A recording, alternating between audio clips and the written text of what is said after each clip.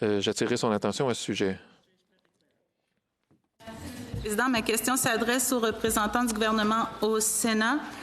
Sénateur Harder, in the past few months, I think. Dans les derniers mois, on a vu les articles sur les résultats de recherche concernant les inquiétudes sur l'utilisation par les jeunes du vapotage. Par exemple, l'enquête du Globe and Mail en novembre intitulée « Comment l'industrie du vapotage cible les adolescents et se tire d'affaires ». Cette enquête, vous l'avez peut-être lu, a révélé que les entreprises de cigarettes électroniques ciblent les jeunes avec la promotion d'arômes comme le gâteau, le bonbon et la crème glacée. Ils embauchent des influenceurs des médias sociaux pour appuyer des produits et donnent des cadeaux de vapotage, promouvoient des saveurs pour les jeunes, organisent des événements ponctuels et embauche des mannequins. Il y a d'autres faits inquiétants et cela va à l'encontre de la réglementation fédérale. Alors clairement, ils ignorent la loi ou essaient de la contourner. Vous ne pouvez probablement pas répondre en détail, mais la situation m'inquiète et de nombreux sénateurs également s'inquiètent. Et les Canadiens s'inquiètent de la situation.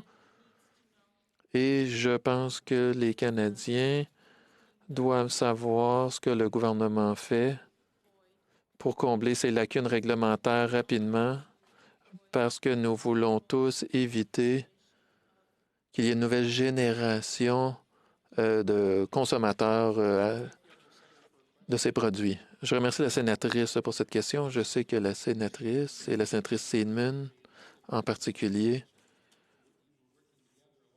ont travaillé sur un projet de loi avec d'autres sénateurs. Et la question que vous soulevez est une qu'on a débattue en cette Chambre. Comment est-ce qu'on trouve l'équilibre entre une technologie, le vapotage, et certains experts disaient que ça serait utile pour réduire la consommation de nicotine en étant un appareil qui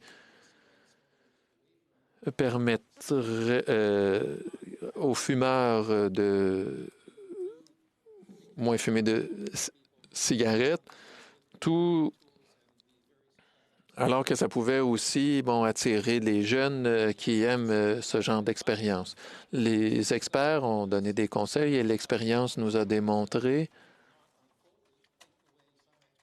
que les choses ne sont pas nécessairement passées comme prévu. C'est pourquoi le gouvernement partage les inquiétudes concernant les conséquences de la loi sur le vapotage et le mandat donné à la dernière législature au secteur du vapotage. Il y avait des restrictions sur l'emballage et je pense que le Sénat a joué un rôle important pour rendre ces dispositions plus strictes et le gouvernement collabore avec le secteur privé pour limiter la publicité et est en train de limiter les produits comme les saveurs et tout ça, des produits de vapotage. Le gouvernement continue de communiquer avec la communauté médicale pour faire le suivi de maladies liées au vapotage.